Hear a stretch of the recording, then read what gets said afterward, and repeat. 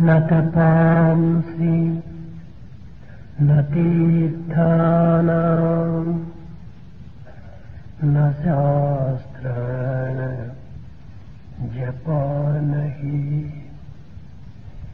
संसार सागरोत्तारे संसार सागरोत्तारे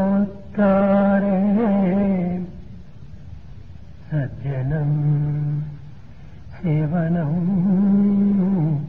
विना सज्जनं सेवनं विना। దివ్యాత్మ స్వరూపులారా, మానవ జీవిత సాగరమును దాటవలనన్నా జపమో తపమో యోగమో యజ్ఞమో యాగమో ఇత్యాది కర్మలు కాక మానవ సేవని ప్రధానమైన నావగా భావించి జీవితాన్ని ప్రారంభించటం ప్రధాన కర్తవ్యం మానవులకు. మలినపు కొంప రోగముల మ్రగ్గెడు సేవక గంప మలినపు కొంప రోగముల మ్రగ్గెడు సేవక గంప జాత సంచలనము పొందు దుంప భవసాగరమిదగలేని కంప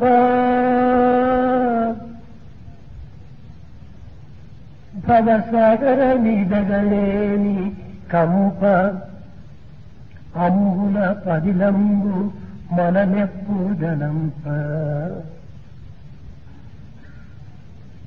నేను చలమని నమ్మబోకు నేను చలమని నమ్మబోకు మనసా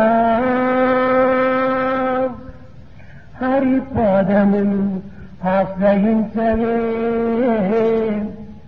నేను చలమని నమ్మబోకు మనసా హరిపాదములాశ్రయించవే. దేహము 386 రోగములతో కూడినటువంటి ఒక గంప. దీనికి 3 విధములైనటువంటి రోగములు ఉంటున్నవి: వాత, పిత్త, వేషాదులు.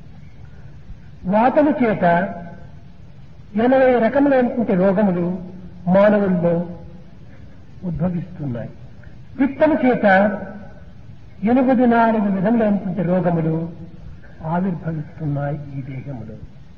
శ్లేషము చేత 224 రోగములు ఈ దేహంలో ఆవిర్భవిస్తున్నాయి. ఈ 3 విధములైనటువంటి యొక్క రోగముల చేత 386 రకములైనటువంటి రోగములతో కూడినటువంటి కొంప ఈ దేహము. మనం విచారించేటువంటి ఫ్లోరిసిస్ అనేటువంటి యొక్క రోగములకు కూడాను ఈ యొక్క క్లేశాదులు, పిత్తాదులే దీనికి మూల కారణంగా ఉంటున్నాయి. అన్ని రోగములకు కొంత నివారణ గావించేటువంటి విధానము, మార్గములు ఉన్నవి. కానీ కొన్ని రకములైనటువంటి రోగములకు ఏ విధమైనటువంటి ఔషధములు కూడా లేకుండా జీవితాన్ని అంతిమ గావించేటువంటి రోగములు కొన్ని గలవు. ఈ విశాలమైన ప్రపంచమునందు ధనవంతులు, బలవంతులు, గుణవంతులు, విద్యావంతులు, వైజ్ఞానికులు, మేధావులు ఎందరో కలరు. కానీ ఆత్మవంతులు అతి అరుదుగా ఉంటున్నారు. దీనిని గుర్తించినటువంటి వారికి ఎట్టి రోగముల యొక్క బాధను కూడా లేక, ఎట్టి వ్యాధుల యొక్క బలమును కూడాను ప్రవేశపెట్టక దివ్యమైన, నవ్యమైన, భవ్యమైన జీవితాన్ని గడపడానికి అవకాశం ఉంటుంటాయి.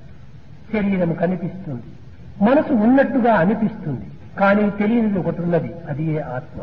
తెలియని ఆత్మను తెలుసుకొనుటకు ప్రయత్నించడమే ఆత్మాన్వేషణ అన్నారు. ఆత్మను తెలుసుకున్నప్పుడే దీనికి ఆత్మాభిరుచి అన్నారు. తెలుసుకుని ఆత్మతత్వాన్ని అనుభవించి ఆనందించినప్పుడే ఆత్మజ్ఞులు అన్నారు. కనుక మన దేశం అనేటువంటిది కేవలము మన యొక్క పనిముట్టు. మనస్సు ఒక పనిముట్టు, బుద్ధి ఒక పనిముట్టే, ఇంద్రియములు కూడాను పనిముట్టులే. అయితే నీవెవరు? నీవే ఈ పనిముట్టును ఉపయోగించేటువంటి మాస్టర్, యజమాని. దీనిని పురస్కరించుకుని నా దేహము, నా మనసు, నా బుద్ధి, నా చిత్తము, నా ఇంద్రియము, నా అంతఃకరణ అని మనం ఉచ్చరిస్తున్నాం. అన్నీ చెప్తున్నాం, కానీ మై అనేటువంటి విషయాన్ని విచారిస్తున్నామా?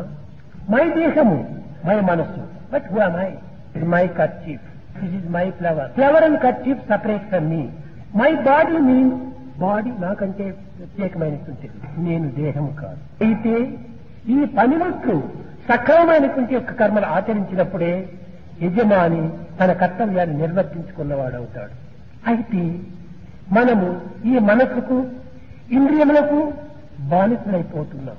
కనుకనే అన్నింటికీ మాస్టర్ ఆత్మతత్వాన్ని మనము విస్మరిస్తున్నాం. దానివల్ల మానవత్వాన్ని మనము మర్చిపోతున్నాం. కనుక మొట్టమొదట మానవత్వాన్ని, మానవతా విలువను మనం గుర్తించడానికి ప్రయత్నించాలి. ఈ విధమైనటువంటి యొక్క తన తత్వాన్ని తాను గుర్తించినప్పుడు తన రోగతత్వాన్ని కూడా తాను విచారించి దాని నివారణ గావించుకునేటువంటి విధానం కూడాను తాను తెలుసుకోగలడు. ఈ ఆత్మ అనగా ఏమిటి? ఈనాడు మనం అనుభవించేటువంటి, మనం ఈనాడు జరుపుకునేటువంటి సెమినార్ యొక్క విషయం కూడాను తీసుకునే తిండి, త్రాగే నీరు, మనము పీల్చే గాలి, ఈ మూడింటి యొక్క ఆధారం చేతనే ఈ యొక్క ఫ్లోరిసిస్ అనేటువంటి రోగము మనం పెంచుకుంటున్నాం. మానవుని నిమిత్తము పంచతత్వములు ఉంటున్నాయి. నేల, నింగి, వేడి అనగా భూమి, ఆకాశము, ఉష్ణము. ఈ మూడు మానవ జీవితములకు ఆధారములు. నీరు, గాలి ఇవి ప్రతి ప్రాణికి ఆధారములు అనగా ప్రాణములు. ఆధారములు, ప్రాణములు ఈ మూడింటి యొక్క సమ్మిళితమైన స్వరూపమే ఈ పంచతత్వముల యొక్క స్వరూపం. నీరు, గాలి ఇవి ఆత్మను ఆశ్రయించి ఉంటుంటాయి. ఆధారము లేకుండా ఈ జగత్తులో మనము జీవించలేము. ఈ ఆధారమే నేల, నింగి, ఉష్ణము. అయితే నీరు, గాలి ఆహారం. ఈ ఆహారము, ఆధారము రెండింటి యొక్క తత్వాన్ని మానవుడు ఈనాడు గుర్తించాలి. ఈ నీరు, గాలి ఎక్కడి నుంచి ఆవిర్భవిస్తున్నాయి? అన్నీ భూమి నుండి ఆవిర్భవిస్తున్నాయి. భూమి అనగా ఏమిటి? భూమి అనగా బ్రహ్మతత్వము అని దీనికి అర్థం. ఈ భూమి అనేటువంటిది కేవలము సర్వశక్తులతో కూడినటువంటిదే కానీ శక్తిరహితమైనటువంటిది కాదు. ఈనాటి టెక్నాలజికల్ అయినటువంటి దీంట్లో సైంటిస్టు ఆకాశానికి ఎగరాకుతున్నారు, కానీ లక్షల మైలు అంతరిక్షయానం కలుపుతున్నారు. దూరం పైకి పోయినప్పటికీ ఈ భూమి యందు ఉండినటువంటి యొక్క ఆక్సిజన్, వాటర్, ఆహారము దీన్ని తన వెంట తీసుకుని పోతున్నారే కానీ అక్కడ ఏమాత్రం వీరికి లభ్యం కాదు. కేవలము భూమి నుండి ఆకాశానికి ఒక పిక్నిక్ మాత్రమే చేస్తున్నారు ప్రయాణాలు. ఈ భూమి నుండి వెళ్ళిపోయినటువంటి పదార్థములను ఉపయోగించుకొని అక్కడ ఉన్నటువంటి రహస్యాలను తెలుసుకుని వస్తున్నారు. ఏమిటి ఆ రహస్యము? వడ్లి గింజలో బీపి గింజ అన్నట్టు. అనగా ఏమిటి లేదు, అక్కడ నుంచి తెచ్చేది మట్టి. ఆ మట్టిని తేవడానికి ఇన్ని కోట్ల రూపాయలు ఖర్చు పెట్టాలన్నా బజార్లో ఎక్కడ చూసినా చిక్కుతుంది మట్టి. కనుక మనం తెలుసుకోవాల్సినటువంటి టెక్నాలజీ ఇది కాదు. మానవునికి శ్రేయస్సును కలిగించేటువంటిది, మానవత్వాన్ని పోషించేటువంటిది, దివ్యత్వాన్ని తెలుసుకోవడానికి సహాయపడేటువంటిది మనం ఈనాడు తెలుసుకోవాలి. సూర్యుడు అత్యంత వేగంతో అనగా వేడితో ప్రకాశిస్తున్నాడు. ఇతని యొక్క వేడి ప్రభావ కిరణములే చంద్రుని పైన పడి చంద్రుడు కూడా ప్రకాశిస్తున్నాడు. ఈ చంద్రునికి ప్రకాశ శక్తి కలగా అప్రకాశకుడు చంద్రుడు. సూర్యుని యొక్క ప్రకాశం చేతనే అద్దం పైపడిన ప్రకాశము ప్రతిబింబించినట్టుగా చంద్రుడు ప్రతిబింబిస్తున్నాడు. సూర్యుడు సప్రకాశకుడు, చంద్రుడు అప్రకాశకుడు. ఈ ఇరువురికి ఉండినటువంటి సంబంధ బాంధవ్యమే మానవుని యందు మనస్సుకు, బుద్ధికి ఉండినటువంటి సంబంధం. మానవుని బుద్ధి యొక్క ప్రకాశ కిరణములు చంద్రుడు అనేటువంటి మనస్సు పైన పడి ఈ మనస్సు ఈ జగత్తులో అనేక విధమైనటువంటి వాంఛనతో ఈ ప్రకాశం వెలజల్లుతున్నాడు. కనుకనే మనస్సు వేదమునందు చంద్రమా మనసో జాత చక్షో సూర్యో అజాయత. కనుక ఈ బుద్ధి యొక్క ప్రకాశమే లేకుండా మనస్సు యొక్క వికాసమే ఏమాత్రము మనకు కనిపించదు. కనుక మనస్సును ఆశ్రయించినప్పుడు మనము అనేక విధమైనటువంటి యొక్క పెడ మార్గంలో ప్రవేశిస్తున్నాం. మనసు ఆధారముగా గొన్న మానవుండు పశువు కంటెను హీనమై పతనమవును. బుద్ధినాధారముగా గొన్న బుధజనుండు పశుపతిగా మారునని పలికే. బుద్ధిని మనం ఆధారం తీసుకోవాలి, అప్పుడే మనం బుద్ధిమంతులం అవుతాం. ఇది కేవలం మనసు ఒక అద్దం వంటిది మాత్రమే. కనుక మనస్సు సంకల్పముల యొక్క కుడికితో ఉంటున్నది. సంకల్ప వికల్పాత్మకం మనహ అన్నారు.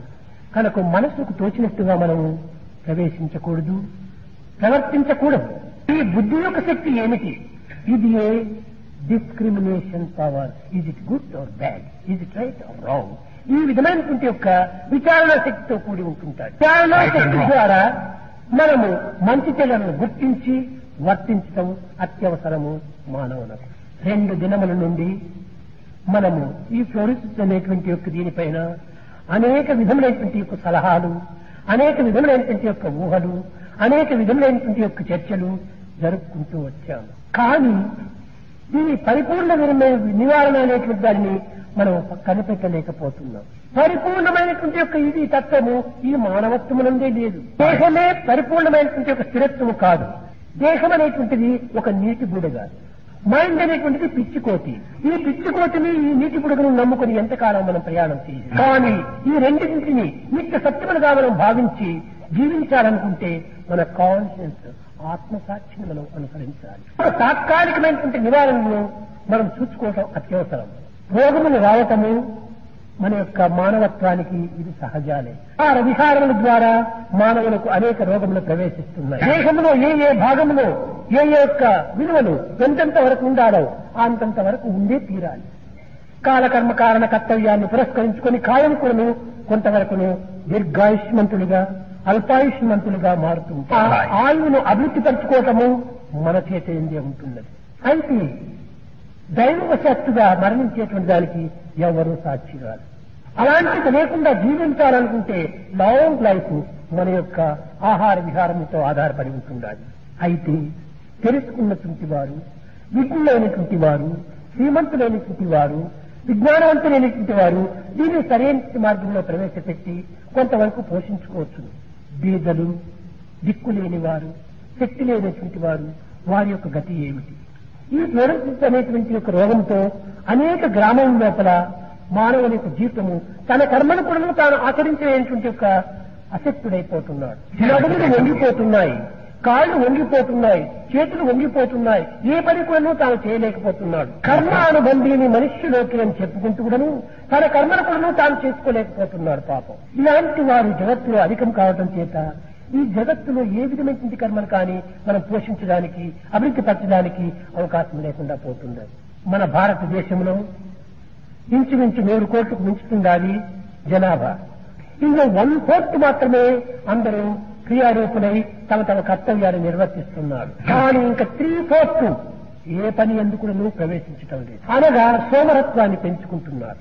ఇందులో 2 భాగములు ఈ విధమైనటువంటి అనారోగ్యంతో పనులు చేయలేకపోతున్నారు. మానవ జీవితం అనేటువంటిది సామాజిక సూత్రం లోపల ఇది ఒక పెద్ద ట్రైన్ వంటిది. ఇందులో దీర్ఘ ప్రయాణులు, యువతి యువకులు, బాలబాలికలు, మిగిలినటువంటి వారు ఏ ప్రక్క స్టేషన్లోనో ఏ స్టేషన్లో దగ్గర స్టేషన్లో దిగిపోతుంటారు. కనుక దీర్ఘ ప్రయాణం కలిపేటువంటి ఈ బాలబాలికలకు ఈ ట్రైన్లో జరిగేటువంటి యొక్క అశాంతులు కానీ, కష్టములు కానీ, దుఃఖములు కానీ వీరు అనుభవించవలసి వస్తుంది. కనుక వారికి ఈ విధమైనటువంటి యొక్క బాధలు లేకుండా పిల్లల యొక్క పరిస్థితిని మనం చక్కగా గుర్తించి వారిని పరిపూర్ణ ఆయుష్మంతులుగా చేసి కర్మవీరులుగా మనం తీర్చిదిద్దాలి. కనుక ప్రతి ప్రైమరీ స్కూల్ లోపల కూడాను ఈ పిల్లల యొక్క ఆరోగ్యాన్ని గురించి చక్కగా మనము విచారించి వారి భవిష్యత్తులకు భద్రమైనటువంటి యొక్క శక్తిని మనము అందించడానికి ప్రయత్నించాలి. కానీ వీరు అధికమైన ధనమును వ్యయం చేసి ఈ ఆరోగ్యాన్ని కాపాడుకోవడానికి వీరికి చేత కాదు. ఫ్లోరోసిస్ అనేటువంటి దాన్ని సాధ్యమైనంత వరకు మేము తగ్గించుకోవాలనుకుంటే చిటికాల లోపల వారికి ఇవన్నీ మనం బోధించడానికి ప్రయత్నించాలి. మనము కొన్ని రకమైనటువంటి దీంట్లో పద్ధతులు మీరు కూడా గుర్తించారు. మనం త్రాగినటువంటి నీరు లోపల పటిక, సున్నము ఈ రెండింటిని కూడా సరైనటువంటి యొక్క పద్ధతిలో దాన్ని కలిపాలి.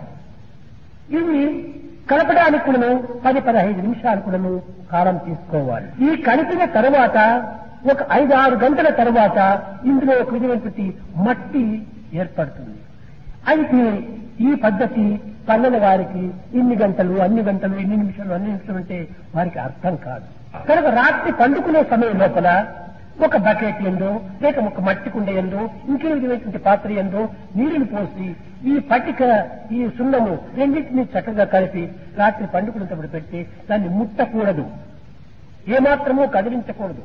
తెల్లవారేటప్పటికీ అందులో ఉన్నటువంటి ఈ క్లోరైడ్ అదంతా అడుగున పడిపోయి కొంతవరకు మట్టి నిలిచిపోతుంది. ఆ పైనీరు త్రాగినప్పుడు ఈ రోగం చాలా వరకు నివారణ కావడానికి అవకాశం ఉంటుంటుంది. అయితే ఈ కెమికల్స్ లోపల కూడా చాలా కొంత పవర్లెస్ అనగా శక్తిహీనమైనటువంటివన్నీ కూడా తయారవుతున్నాయి. పటిక ఉంటుండాలి. కనుక ఈ పటిక ఇప్పుడు తయారయ్యేటువంటి పటికతో ప్రయోజనం లేదు. పటికే కాదు, పేరు పటికే గాని దాని శక్తులు లేవు. 1963 లోపల తయారైనటువంటి పటిక చాలా పరిశుద్ధమైనటువంటిది.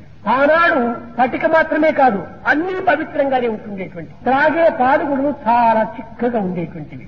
ఈనాడు నీళ్లలో పాలు పోస్తున్నారు కానీ పాలలో నీళ్లు కాదు. పాలు కూడా ఎంత పరిశుద్ధంగా ఉండేటువంటి, ఎంత ఫ్రెష్ గా ఉండేటువంటి ఈ విధంగా విచారణ చేస్తే మనం తినేటువంటి సమస్త పదార్థములు కూడా కల్తీగా మారిపోతున్నాయి.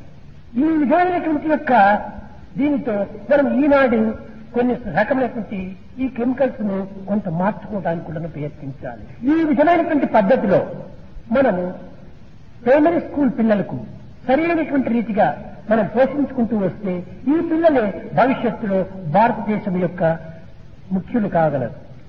ఈనాటి బాలబాలికలే భవిష్యత్తు లోపల లీడర్స్.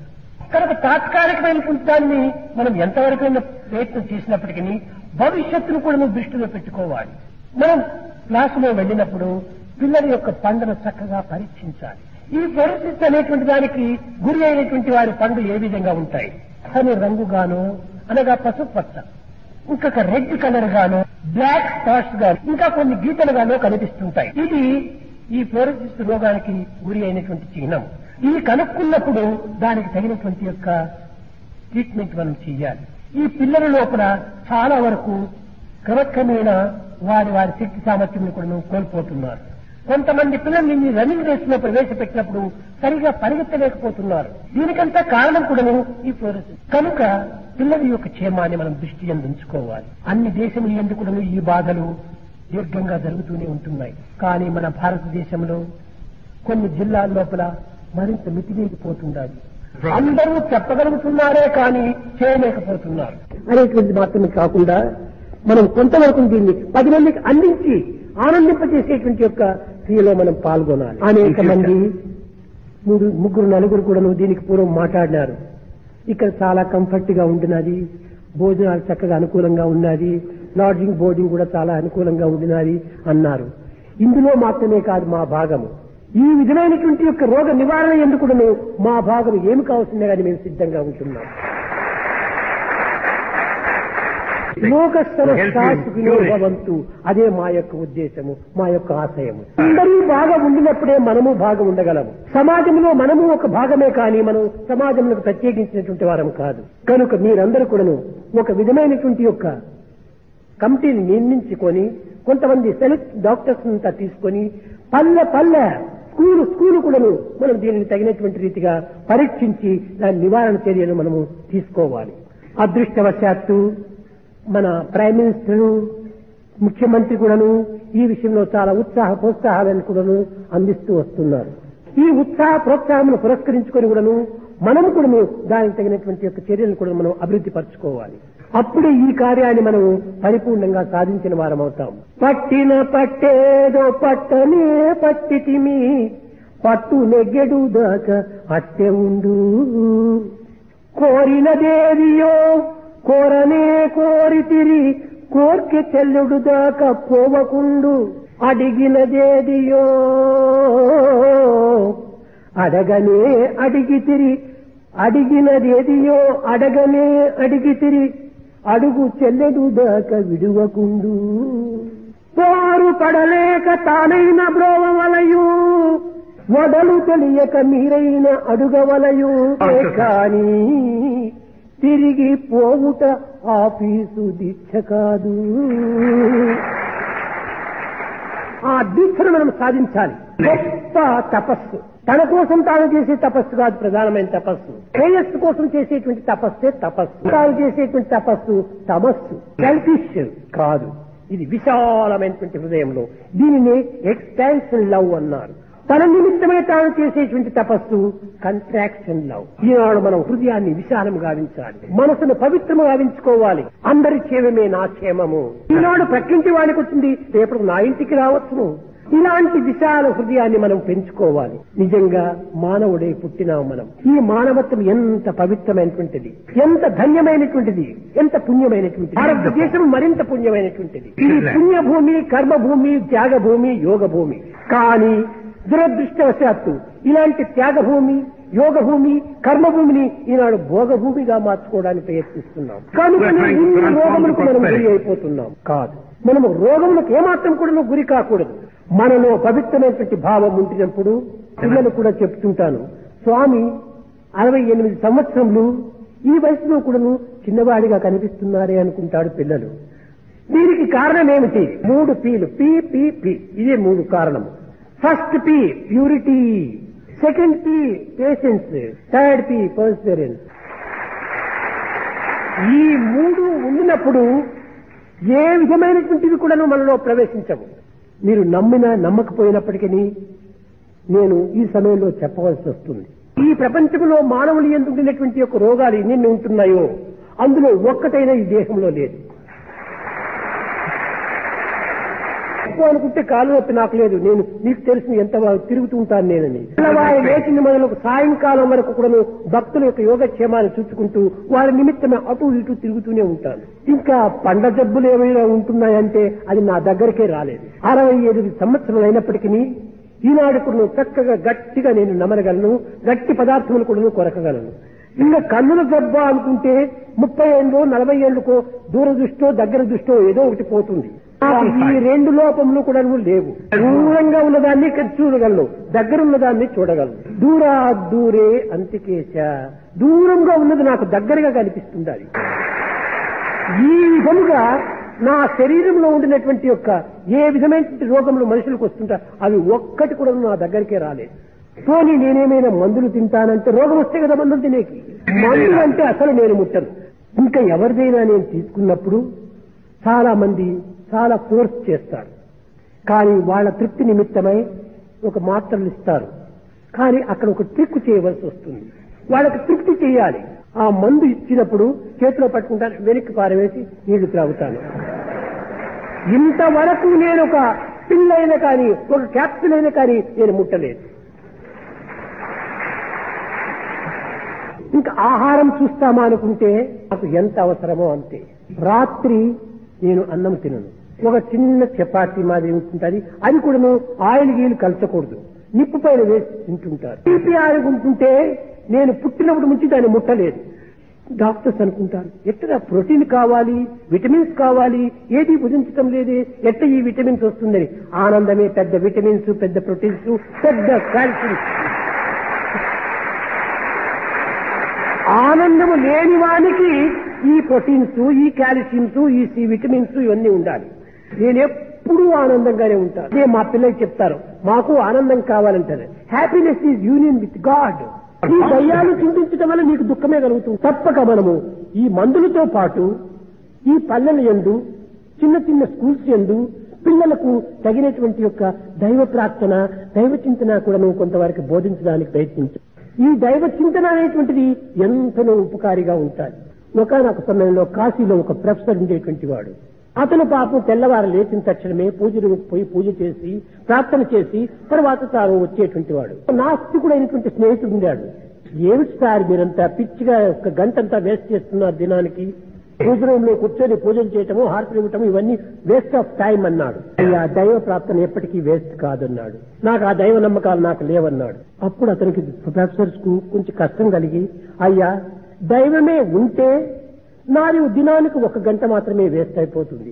అయితే నీకు నిజంగా దైవమే ఉంటే నీ జీవితమే వేస్ట్ అయిపోతుంది. కనుక నా ఒక్క గంటకే నీ విచారణ చేస్తున్నావు కానీ నీ జీవితం అంతా వేస్ట్ చేసుకోవటంలో నీ విచారం చేయటం లేదు. ఆయన కోపం వచ్చింది, దేర్ ఈజ్ నో గాడ్ అన్నాడు. ఇది మాటల మ్యాజిక్.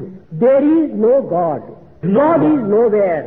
ఇక దేర్ ఈజ్ నో గాడ్ అన్నప్పుడు దేర్ ఈజ్ ముందు వచ్చింది, నో గాడ్ నెక్స్ట్ వచ్చింది. ఉన్నదాన్ని లేదంటున్నావు కానీ లేని దాన్ని ఉన్నదని కాదు.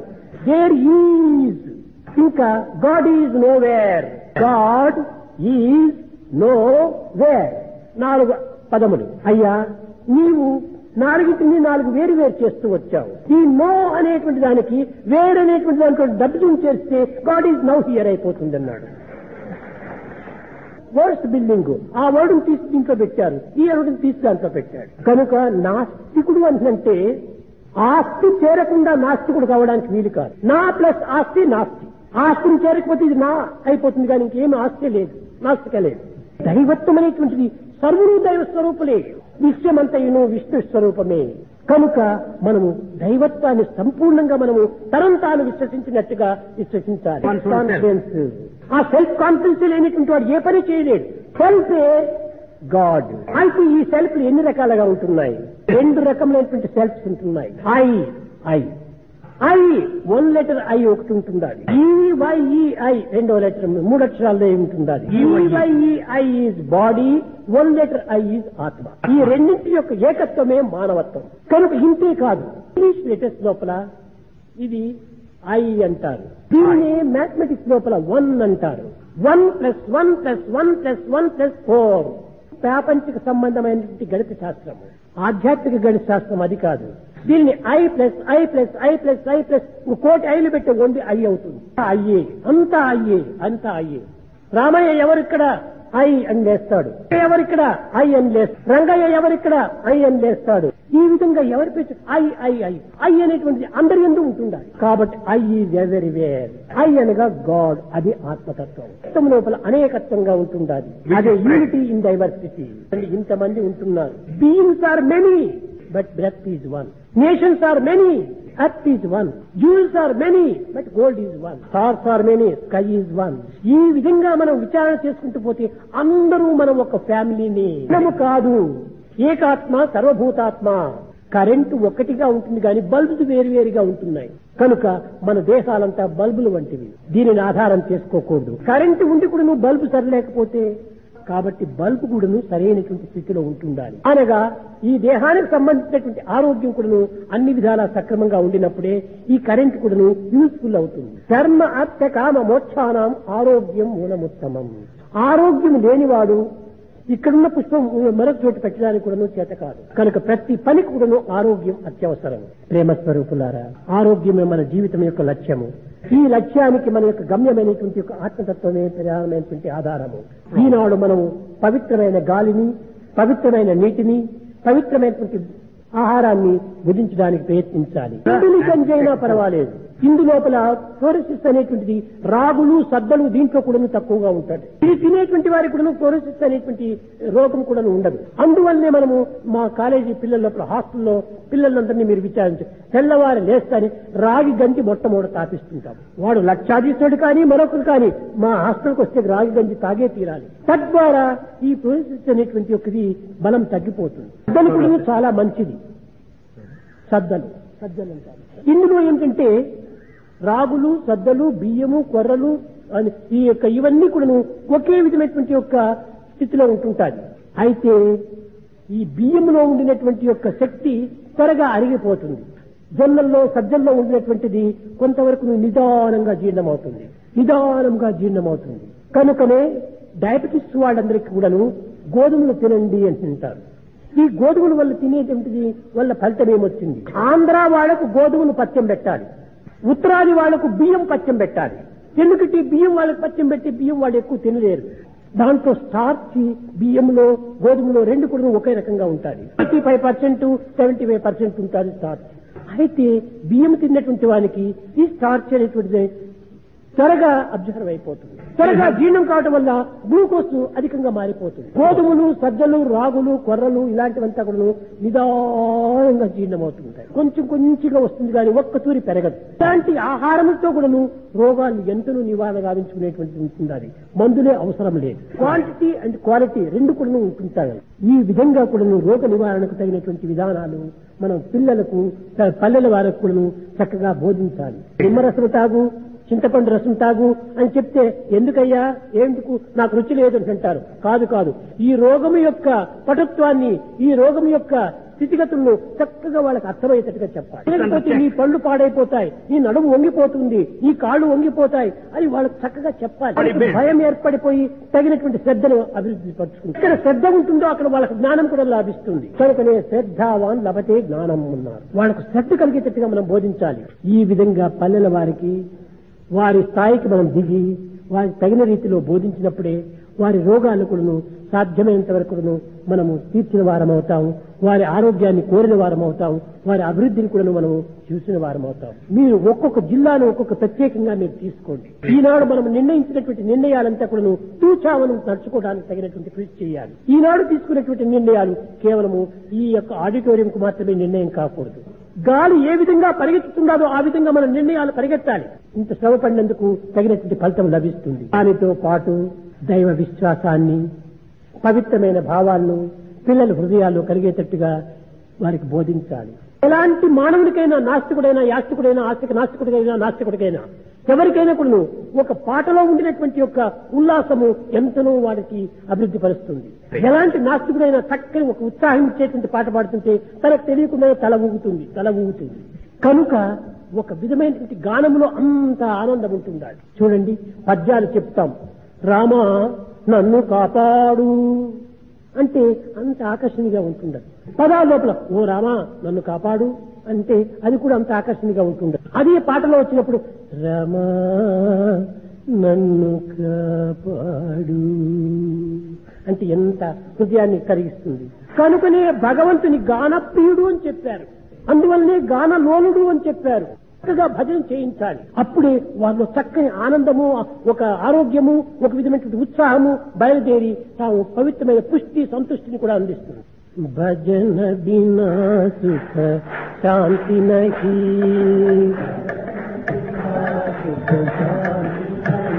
హరి భజన బినా సుఖ శాంతి నహీ,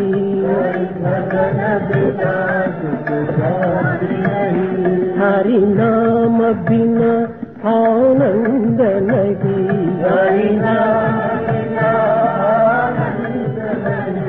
హరి నామ బినా ఆనంద నహీ,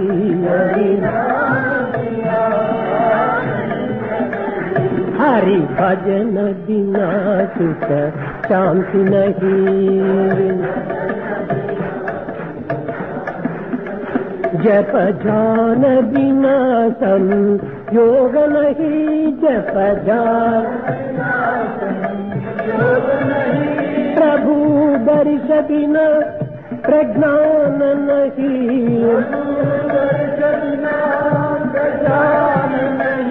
दया धर्म बिना सत्कर्म नहीं,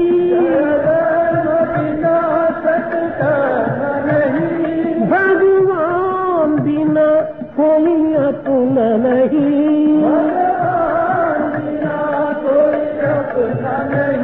हरि नाम बिना परमात्मा नहीं,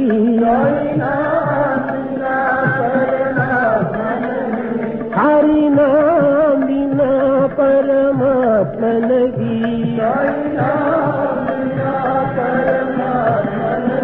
हरि भजन बिना दुख शांति नहीं, हरि भजन बिना सुख शांति नहीं,